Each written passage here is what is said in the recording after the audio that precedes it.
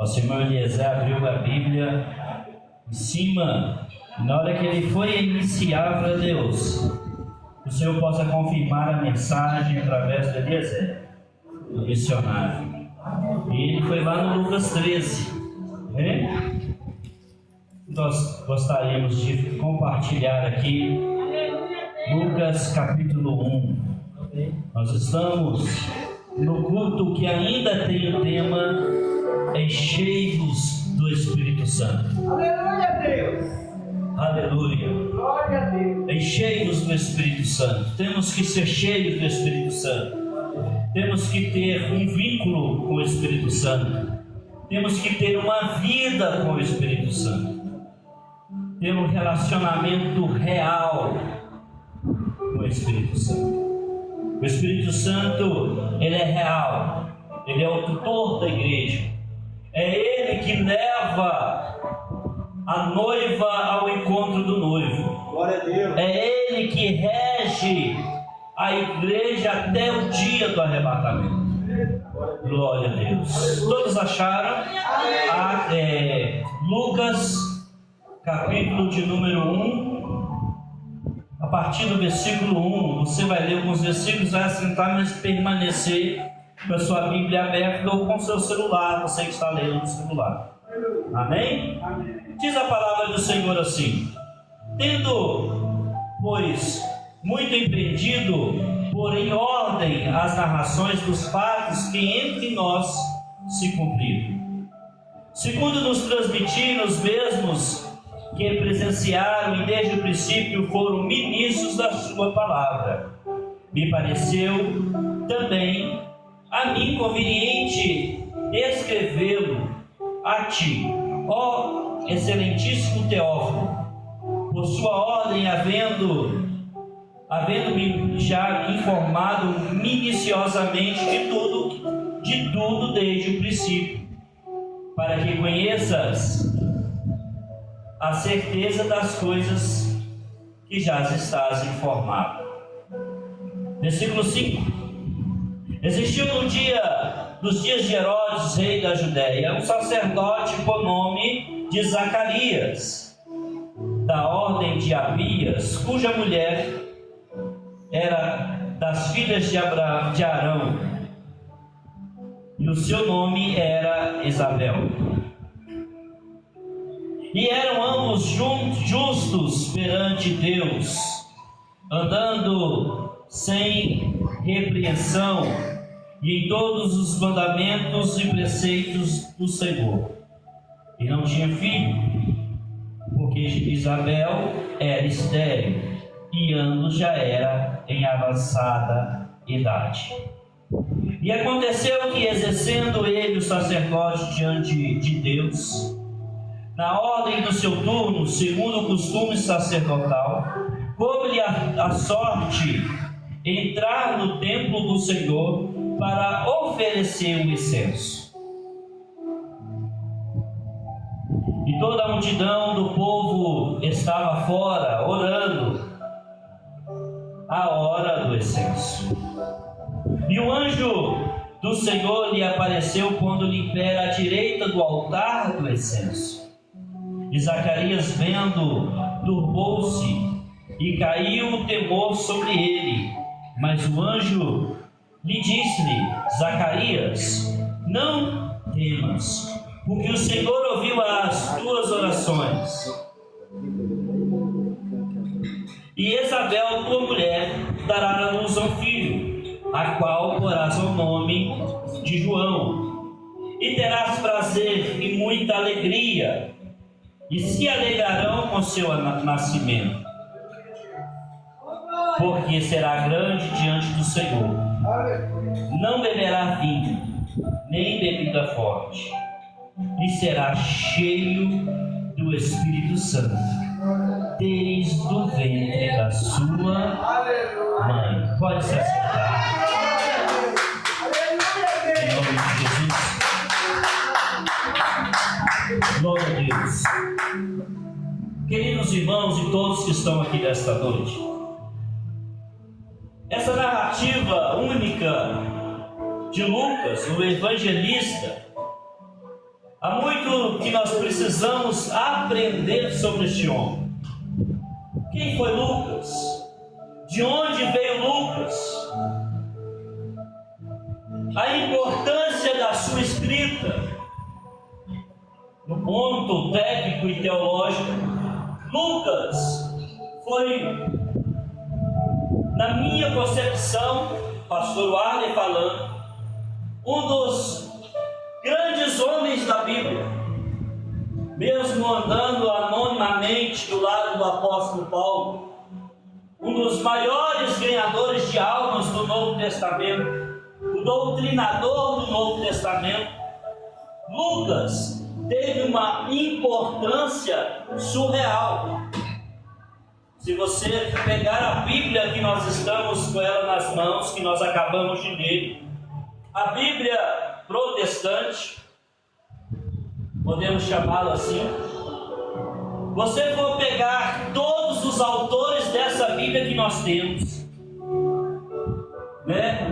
Essa Bíblia que tem 66 livros, 1276 capítulos,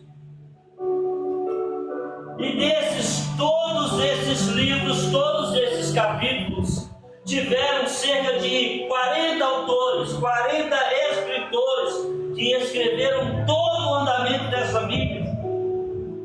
Lucas, ele foi o único, podemos dizer, o único que não era de uma linhagem israelita. Lucas é o único escritor da nossa Bíblia, protestantes, que não era judeu, que não era da linhagem israelita, que não tinha uma linhagem pura de Israel. Lucas era médico e era grego. Se fôssemos trazer para os dias de hoje, quem seria Lucas? Qual é a nação de Lucas no dia de hoje? Lucas seria turco. A cidade onde Lucas nasceu hoje está situada na Turquia. Lucas, por ser médico, ele foi o primeiro historiador da Bíblia. O Evangelho de Lucas, para mim, pastor Arley, é o evangelho que mais dou crédito nas Sagradas Escrituras. Nós temos chamados 3 livros sinóticos, que é Mateus, Marcos e Lucas. Os 3 primeiros evangelhos são chamados de evangelhos sinóticos. Por que sinóticos? Porque foram escritos pela mesma ótica. Pelo menos 70% do que está registrado em Lucas também está registrado no livro de Mateus e também vai estar registrado no livro de Marcos.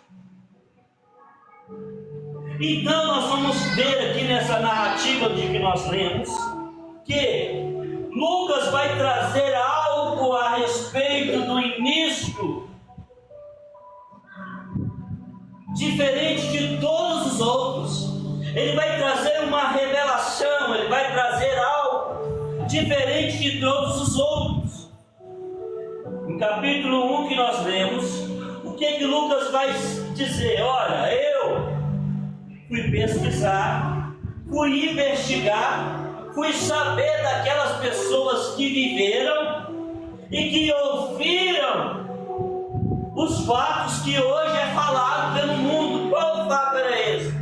Que havia um homem chamado Jesus, que tinha subido na cruz do madeiro, que tinha morrido pelo poder dos romanos, mas que tinha ressuscitado e deixou ali para que aqueles que o seguissem, para aqueles que viveram com ele, uma ordem de ir a todo mundo e anunciar o Evangelho. O que é Evangelho?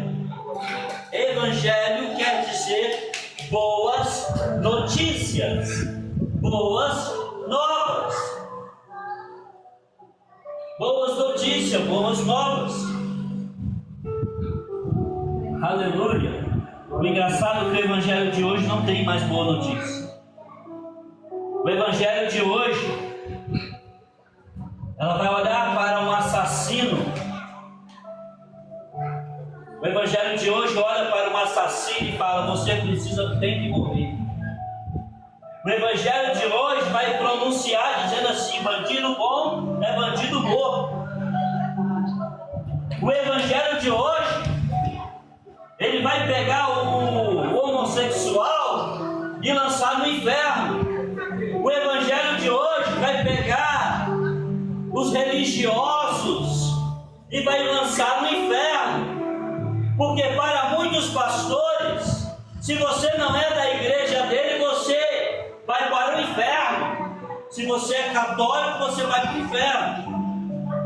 Para muitos pastores, não nós que estamos aqui nessa igreja nesta noite, mas para muitos pastores aí fora, o homossexual vai para o inferno. Se você serve alguma religião matriz africana, você está no inferno. Para muitos pastores, mas não para nós. Porque nós queremos viver o evangelho de Cristo. A boa notícia de Cristo é salvação a todos os homens, perdão de pecados a todos os homens. O meu pecado é a homossexualidade. Jesus perdoa o seu pecado, Jesus lava as suas vestes e Jesus tem um lugar melhor para você no reino do céu. Aleluia! Mas eu sou religioso, eu não abro mão da minha religião. Não importa a religião que você seja, a qual você está, não importa onde você tem frequentado, o que você precisa crer é em Jesus, porque somente Ele tem poder para perdoar pecados, para lavar a nossa alma e nos levar ao céu, a nos levar às mansões celestiais e ao novo contato real com Deus. Não existe outro. Religião pode ser ótima, boa. Todas as religiões são boas. Mas religião nenhuma pode fazer para o ser humano o que Jesus fez. Religião nenhuma pode fazer para o ser humano o que Jesus fez. E Lucas vai falar assim: olha, eu fui lá investigar, eu fui lá saber se isso realmente era verdade. Por que eu gosto do Evangelho de Lucas? Porque o Evangelho de Lucas vai dizer assim: olha, Lucas foi lá saber se era verdade. Ele não fala da onde que ele saiu, mas os historiadores vão dizer que ele era da Grécia, que ele veio para Jerusalém. Ele conhece o Evangelho muito provavelmente pela vida de Paulo. Muito provavelmente pela vida de Paulo. Você já, aqui da igreja, já ouviram falando que quando o apóstolo Paulo se converte, lá na rua direita, quando Ananias chega até ele e ministra sobre ele o Espírito Santo e fala que ele seria uma bênção, o que é que vai acontecer? Paulo saiu dali já pregando? Não. Paulo sai dali, aleluia, e vai para a Arábia. Na Arábia ele vai aprender, ele vai expulsar, ele vai estudar sobre Jesus. Muito provavelmente nessa viagem de Paulo para a Arábia, Paulo encontra com Lucas e ali os dois começam uma linda jornada. E aí Lucas, ele vem para Jerusalém e ele começa a entrevistar as pessoas. Esse texto que nós estamos lendo aqui hoje, provavelmente Lucas chega lá na casa de Maria, mãe de Jesus, e fala: ei Maria, eu queria saber de você, se tudo que estamos falando é realmente verdade. Provavelmente Zacarias e Isabel aqui já não existem, porque o texto vai falar que antes do nascimento de João Batista, eles já eram avançados de idade. E aqui nós estamos falando de mais ou menos 40 anos depois desses acontecimentos. Então, se eles já eram avançados de idade para viver mais 40 anos, era só um milagre. Provavelmente aqui nessa narrativa, Isabel e Zacarias não eram vivos mais, mas Lucas vai lá na casa de Maria e fala: Maria, me conta como foi, como que aconteceu isso?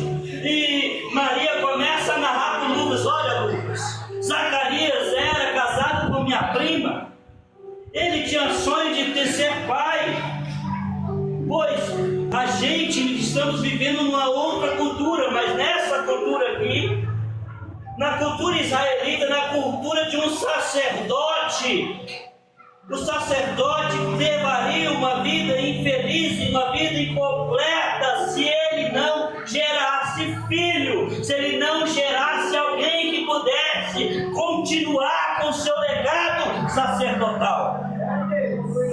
E o texto vai falar, olha, Zacarias estava trabalhando, estava na sua função de sacerdote, e ele estava no seu turno, né? Ele estava de plantão no seu turno, e era o dia provavelmente da festa de Israel, era provavelmente próximo à Páscoa em Israel. E ele entra no templo para oferecer ao Senhor um incenso. Oferecer ao Senhor um incenso.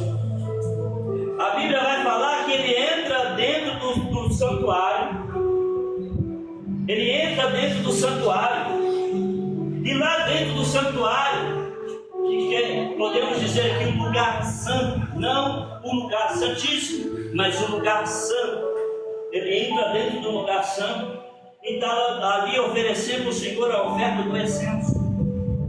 E toda a multidão estava do lado de fora, orando na hora do incenso. Para esta multidão estar do lado de fora, a multidão só se reunia diante do templo na festa da Páscoa. Por quê? Porque a festa da Páscoa era o dia mais importante para os judeus. Era o dia que se oferecia ao Senhor as ofertas. Era o dia que se oferecia ao Senhor ofertas pacíficas. Era o dia que se oferecia ao Senhor o incenso. E era o dia mais importante para a história de Israel, que era oferecida a oferta de libação. O que é libação? Alguém sabe dizer? Era aquela oferta que só o sumo sacerdote podia oferecer. Por quê? Porque ele pegava o sangue do cordeiro imaculado, o sangue de um cordeiro puro, o sangue de um cordeiro sem defeito, o sangue de um cordeiro de um ano que foi preparado. Esse cordeiro era separado e durante um ano ele era preparado, e na data certa ele era sacrificado. E quando ele era sacrificado, se oferecia a sua fumaça como incenso. E o sumo sacerdote pegava numa vasilha o sangue daquele cordeiro. E agora o sumo sacerdote está com o sangue daquele cordeiro, que ele fazia? Ele entrava pelo santuário, ele passava pelo altar do incenso, que estava no lugar santo, e ele passava pelo altar e entrava no lugar santíssimo. E ali ele pegava esse sangue e despejava ao redor da arca da aliança. Ele despejava ao redor da arca. E naquele momento que ele despejava, o povo estava lá fora, de joelho dobrado, orando, porque esse ritual do sangue do cordeiro significava que o Senhor estava perdoando o pecado de Israel durante o ano inteiro. Então, de ano em ano, o sacerdote fazia esse ritual para que os pecados do povo de Israel fossem perdoados. Pega só, irmãos, pega só essa narrativa. Os teólogos vão dizer que de Zacarias, de Malaquias, que Deus levanta o profeta Malaquias. Depois disso, Deus faz o quê? Deus se cala e deixa o povo ao léu. 400 anos se passam. O povo está com os mesmos costumes, com os mesmos rituais, fazendo as mesmas coisas, fazendo tudo isso que eu narrei para vocês. E de repente Zacarias entra no lugar santo para oferecer o incenso ao Senhor. E quando ele olha no altar do incenso, está lá um homem de pé. E ele crê. Porque no lugar santo, os sacerdotes que entravam, a multidão não podia entrar. A multidão não podia entrar. Era só sacerdotes. No lugar santíssimo, os sacerdotes não podiam entrar. Era só o sumo sacerdote. E a hora que ele olha, está alguém lá com ele, lá do lado dele. Fica cheio de temor, cheio de medo. E aí a oração, a frase do anjo é: o Senhor é contigo, não temas. O Senhor é com você. O Senhor ouviu a sua oração. E mesmo sendo velha, a sua mulher dará à luz a um filho. E esse filho será grande de Deus, um grande profeta. Esse filho não poderá beber vinho. Esse filho não poderá da sua boca, aleluia, bebida forte. Mas porém ele vai ser que? Cheio do Espírito Santo, desde o ventre da sua. Se eu falar com você que nessa noite você vai ser cheio do Espírito Santo, quantos aqui pode me dizer amém? Amém. Glória a Deus. Mas aqui vem uma coisa interessante, missionário Eliezer, nesse texto. Porque a frase Espírito Santo não era conhecida. A frase Espírito Santo, ela só tinha antes disso pronunciado a Davi. Só Davi que orou assim no Salmo 51: não retires de mim o teu Espírito Santo. Aí vem agora, o camarada já está velho. Aí vem alguém e fala assim: ó, a sua esposa vai dar à luz a um filho e ele vai ser cheio do Espírito Santo. Irmãos, ninguém nunca tinha ouvido falar sobre o Espírito Santo. Vocês já pararam para imaginar? É uma coisa nova. O camarada já era velho, a esposa era estéril. Sabe que a esposa estéril não pode dar luz? A esposa era estéril, já era velha. Aí o anjo fala: a sua mulher vai dar luz. Peraí, não tem nem condições, já sou velha. Ela já é velha e ela ainda tem um problema de saúde. Ela não pode engravidar. Aí o anjo da farinha vai ser cheio do Espírito Santo. Mas peraí, você já está falando coisa que nem eu sei. O que é isso? Cheio do Espírito Santo. Aleluia. Vai ser cheio do Espírito Santo. Aleluia. O texto mais abaixo vai dizer que Zacarias ele creu, mas só que ele foi um pouquinho incrédulo. Peraí, eu já sou velho, minha mulher é velha, tem problema. E o anjo também me falar que o Espírito Santo. No texto que nós lemos, o anjo fala com ele o nome do menino, não fala? O menino será João. Você sabia que aqui foi a primeira vez que alguém já nasce? Antes de nascer, já, o Senhor, o próprio Deus já dá nome. O próprio Deus já dá nome, ó. Antes de nascer, seu nome é João. E aí, o que acontece? Pela lógica, ficou um pouco crédulo. O que aconteceu? Ele fica mudo. Ele fica mudo. Ele não fala mais. E aí o que acontece? A Bíblia vai falar que passados 6 meses depois, esse mesmo anjo que apareceu a Zacarias no templo, aparece agora a uma jovem despojada para o casamento, preparando noiva. Ela estava noiva, preparando para se casar. Ela estava preparada para se casar. E quando ela estava preparada para se casar, esse mesmo anjo chega para ela e fala: agraciada és tu.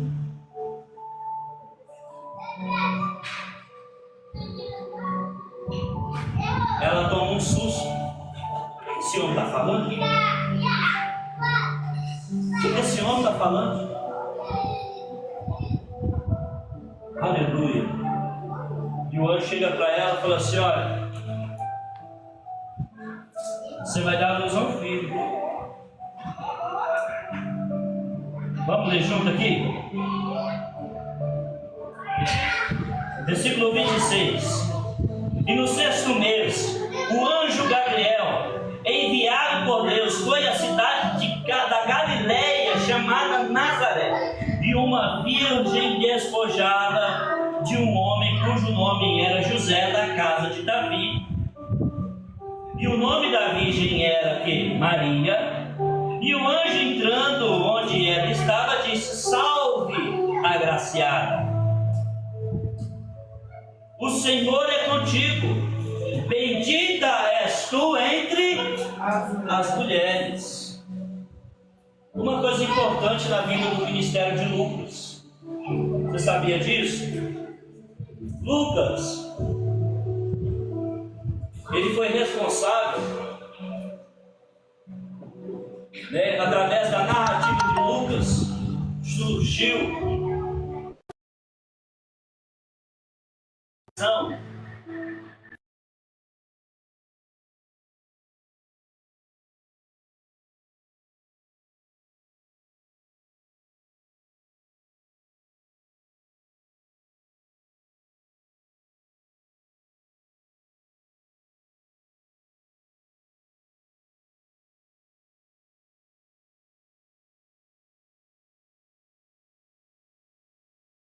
quando eu falo reza e oração, é para a igreja ser racional e entender.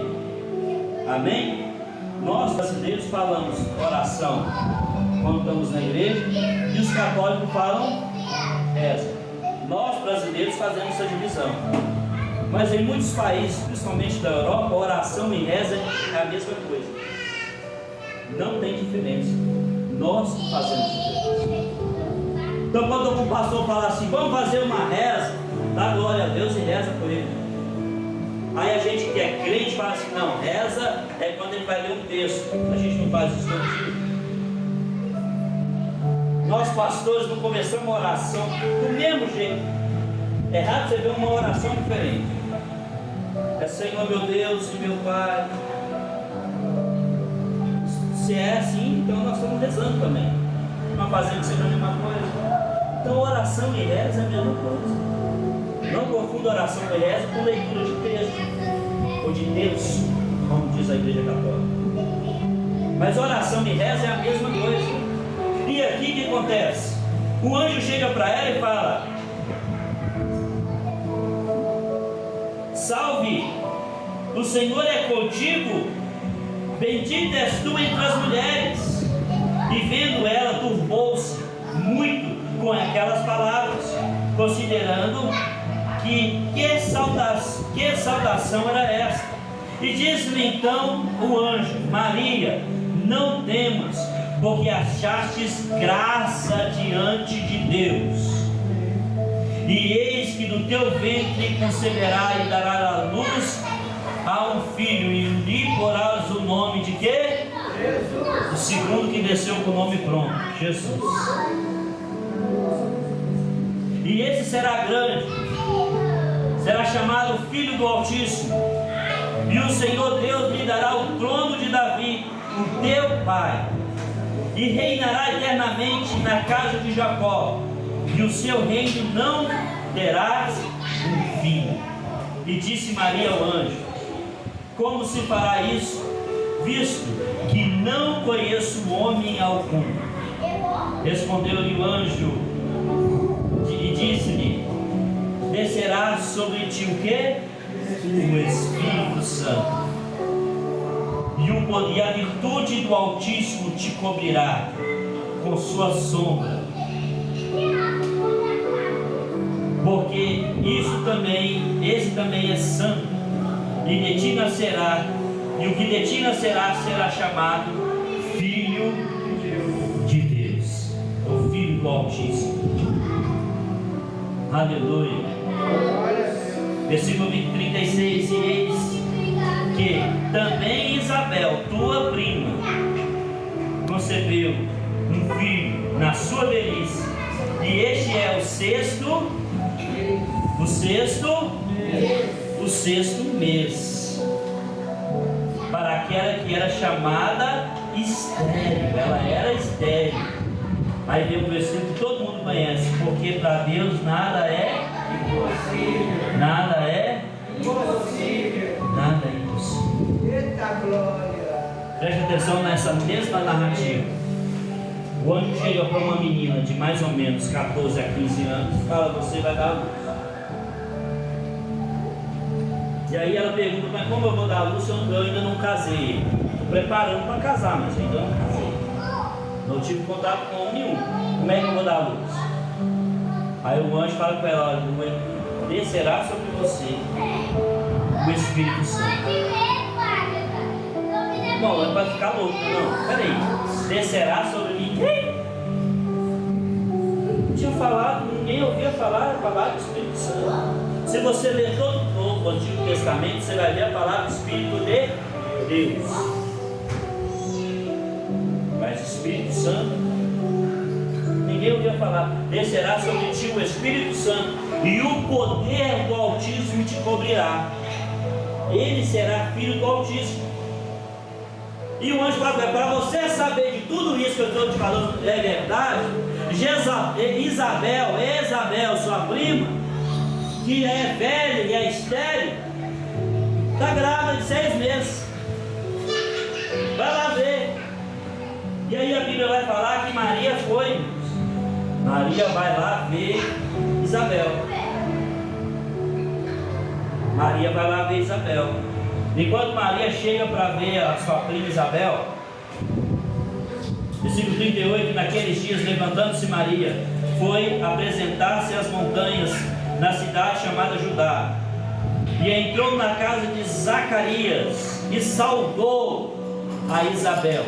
E aconteceu que, ouvindo Isabel a saudação de Maria, a criancinha saltou no seu ventre, e Isabel foi o quê? Cheia do Espírito. Irmãos, olha como é que é a promessa de Deus. A promessa de Deus foi: ele será batizado com o Espírito Santo desde o... Mas quando Deus promete, a bênção vem completa. O texto agora vai falar que até a mãe foi cheia do Espírito Santo. Não foi só a criancinha, não, foi a mãe que foi cheia do Espírito Santo. Olha o que diz. O texto fala: aleluia. E ouvindo Isabel a saudação de Maria, a criancinha saltou dentro dela, a criancinha pulou. E Isabel foi cheia de quê? Do Espírito Santo. E exclamou com grande voz: bendita és tu entre as mulheres, bendito é o fruto do seu ventre. Olha aí, irmãos.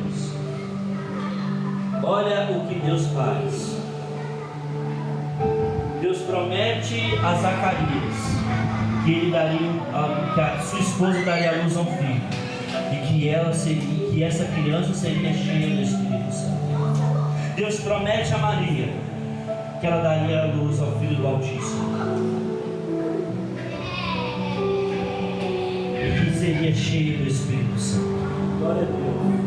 João Batista só não foi cheio do Espírito Santo, mas também a mãe foi cheia do Espírito Santo. Glória a Deus.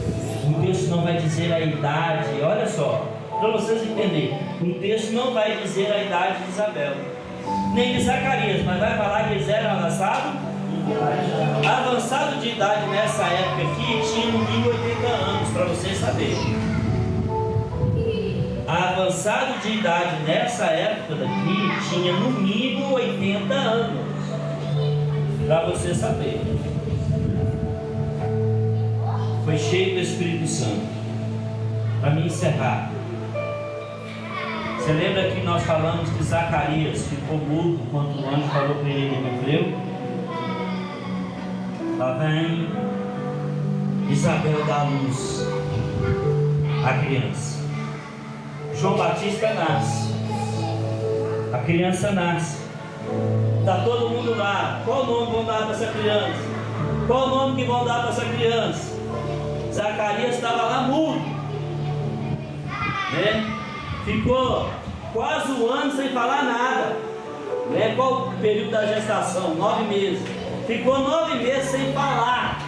O camarada estava mudo. De repente, a hora que vai falar qual o nome da criança, o mudinho fala: o nome será João. O nome será João.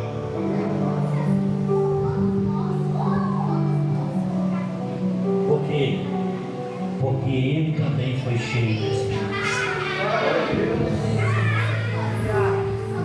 Ele mudo, velho, mudo.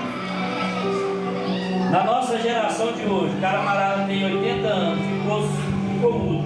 Falava igual papagaio, agora não consegue falar mais. Ele tem o quê? Doença mental, Alzheimer. Né? O Alzheimer ele vai afetando as coordenações motoras, o esquecimento. Depois a pessoa esquece. Ela esquece de falar, ela não sabe mais falar porque ela esquece como fala. Mas aí um velhinho já avançado de idade, o mundo ele é cheio do Espírito Santo e fala: o nome dessa criança será João. Para encerrar esta mensagem, para você que veio a essa igreja nesta noite, o Senhor te trouxe aqui para você aprender a importância que é o Espírito Santo na vida de um ser humano. O Senhor te trouxe aqui para você entender qual é a importância do Espírito Santo na nossa vida. Jesus, ele disse assim: olha, eu vou para o Pai. Eu estou hoje com vocês, mas chegar um dia que vocês não vão me ver mais. Eu vou ter que ir embora. Mas eu vou rogar ao Pai que envie o Consolador. Eu vou falar com o Pai para que Ele não deixe vocês sozinhos. Aí ele vai continuar a narrativa dizendo assim: olha, eu vou para o Pai, porque é necessário que eu vou para que o Espírito venha. Porque se eu permanecer, ele não vai vir. Mas eu vou, o Espírito vai vir. João 16. E quando o Espírito vier, ele convencerá o homem do juízo, do pecado e da maldade.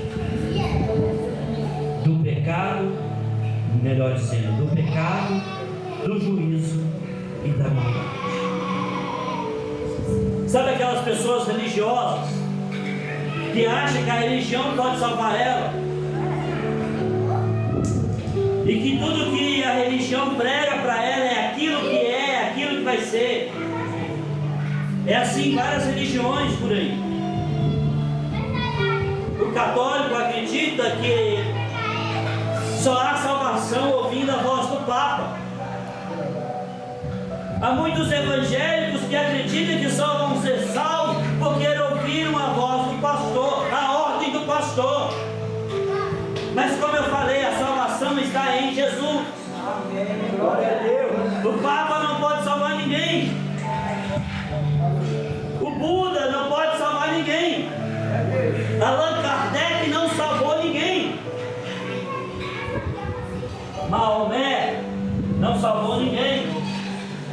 As escritas do Papa, as escritas budistas, as escritas de Maomé, as escritas de Allan Kardec, as escritas dos pastores não podem salvar ninguém.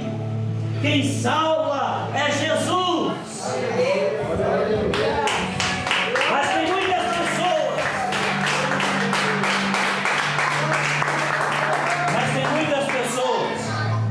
que acreditam na voz do pastor, que acreditam na voz do Papa, que acreditam na voz de todas essas religiões que eu falei aqui. E aí Jesus fala do pecado, porque vocês não creem que salvação só há em mim. Aí o Espírito vai vir para convencer o homem do pecado, do juízo, porque se não crê em mim já está condenado. O Espírito vai vir para fazer vocês crerem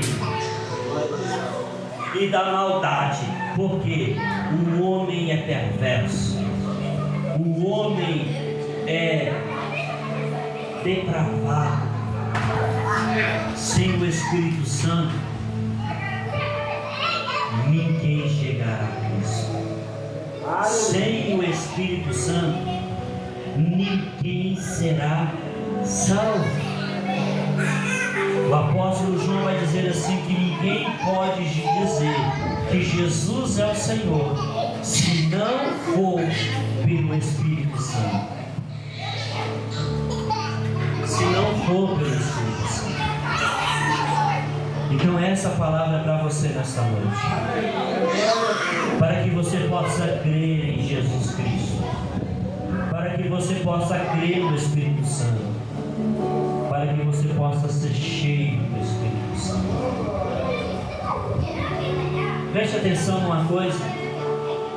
O apóstolo Paulo vai dizer assim que o Senhor Jesus, ele foi tão humilde que ele se esvaziou de tudo, da sua glória, de tudo, ele renunciou tudo para viver uma vida humana, para morrer numa cruz, se entregar numa cruz, para que eu e você fôssemos salvos.